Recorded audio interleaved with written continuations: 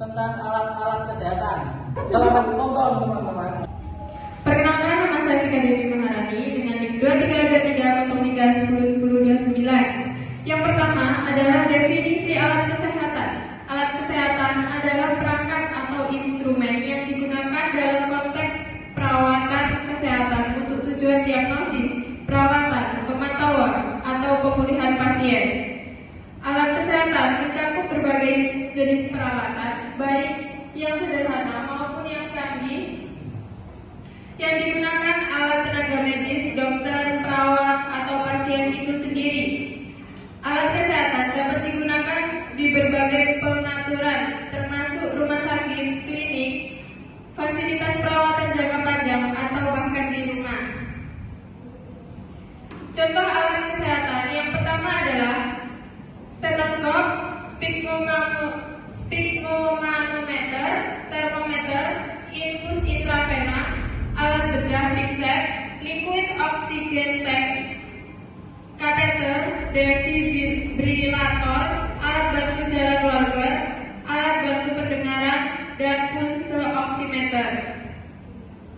Nah, ini yang pertama adalah stetoskop. Stetoskop adalah alat kesehatan yang digunakan oleh dokter, perawat, atau tenaga medis lainnya untuk mendengar suara-suara di dalam tubuh pasien, seperti suara detak jantung, pernapasan, atau suara dari organ dalam seperti paru-paru dan lambung. Kelebihan dari alat ini yaitu cepat, mudah dibawa, biayanya juga rendah. Kekurangan yaitu keterbatasan dalam diagnosis dan keterbatasan untuk mendengar suara-suara yang dihasilkan oleh organ-organ dalam seperti jantung, paru-paru, dan perut. Yang selanjutnya saya berikan kepada pemateri yang kedua. Selanjutnya, perkenalkan, saya Mifta Setiana Madani dengan NIM 23230310101078 akan menjelaskan alat kesehatan yang selanjutnya adalah sphygmomanometer atau yang biasa kita kenal sebagai tensimeter. Sphygmomanometer atau tensimeter adalah alat medis yang digunakan untuk mengukur tekanan darah seseorang. Ada dua jenis sphygmomanometer atau tensimeter. Jenis yang pertama itu yang Android atau manual. Untuk yang kedua, sphygmomanometer digital atau elektronik. Kelebihan dari alat ini yaitu akurasinya tinggi, tidak memerlukan daya listrik, dan harganya terjangkau. Kekurangannya adalah memerlukan keterampilan, proses manual, dan keterbatasan dalam pemantauan berkelanjutan. Selanjutnya akan dijelaskan oleh teman saya. Saya Jessica Fitri Anuka dengan NIM 232303101034. Di sini saya akan menjelaskan materi selanjutnya, termometer. Termometer alat pengukur suhu tubuh yang digunakan untuk mengukur suhu tubuh manusia. Ada beberapa jenis termometer suhu tubuh yang digunakan seperti termometer massal, termometer digital, termometer telinga, termometer dahi, dan termometer inframerah tanpa kontak. Pada gambar di samping termasuk termometer digital. Kelebihannya yaitu tidak mengandung bahan berbahaya, mudah digunakan, dan pengukuran cepat. Kekurangannya yaitu ketergantungan pada baterai dan akurasi tergantung pada kualitas. Selanjutnya akan dijelaskan pada pemateri yang selanjutnya.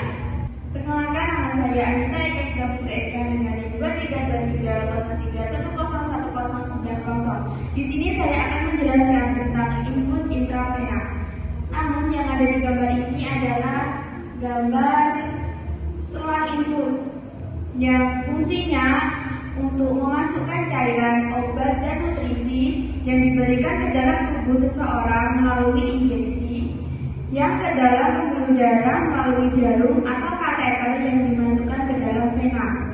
Jadi di dalam selang infus ini nanti terdapat jarum yang akan dimasukkan ke tubuh kita yang gunanya untuk memasukkan cairan, obat, dan nutrisi. Kelebihan dari infus intravena yaitu absorpsi cepat, dosis akurat, serta dapat memberikan cairan infus. Kekurangan dari alat ini yaitu beresiko infeksi, kerusakan vena, serta ketidaknyamanan kepada pasien. Untuk materi selanjutnya akan diteruskan oleh rekan saya.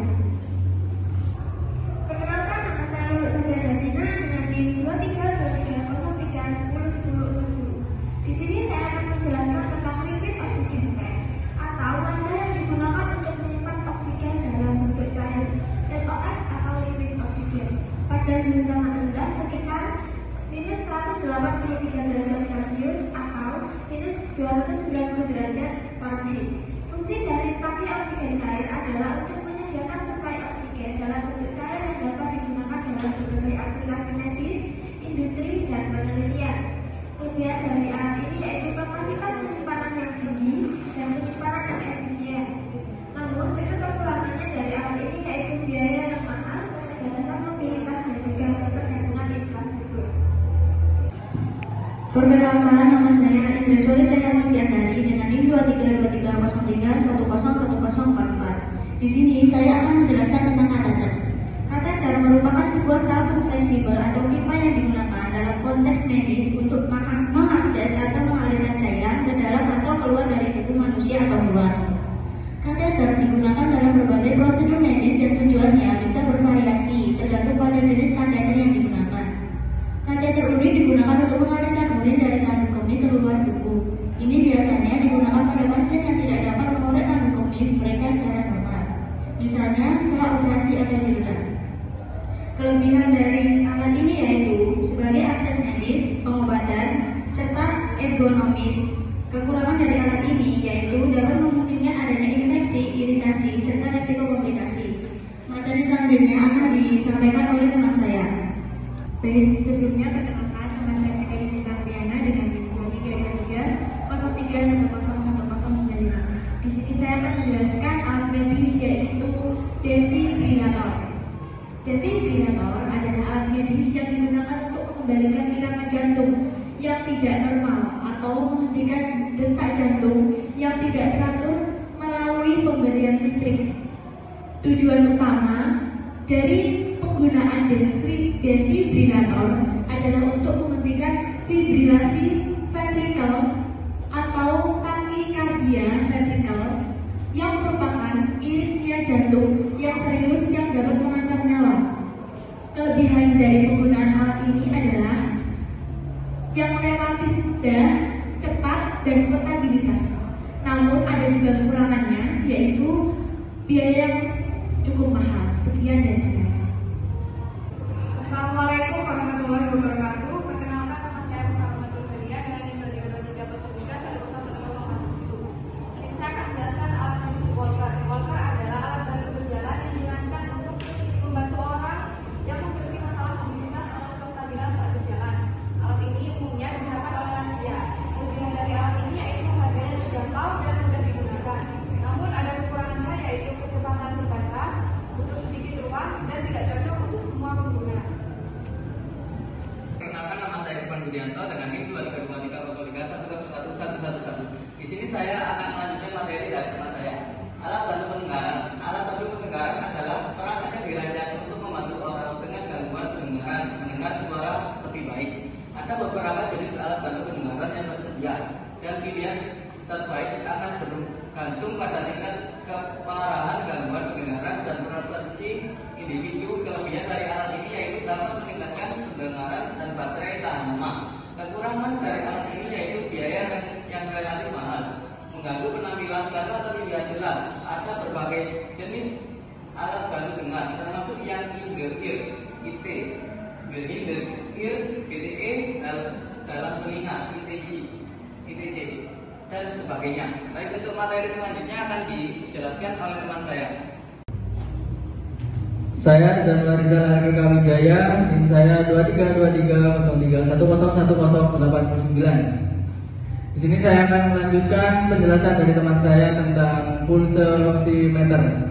Pulse oximeter adalah alat medis yang digunakan untuk mengukur kadar oksigen dalam darah seseorang dan mengukur denyut jantung atau denyut nadi secara non-invasi.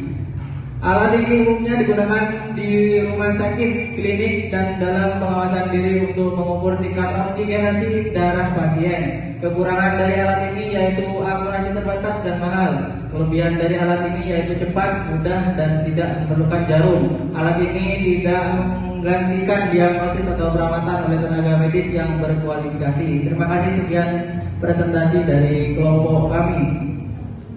Wassalamualaikum warahmatullahi wabarakatuh. Sekian presentasi dari kelompok kami. Wassalamualaikum.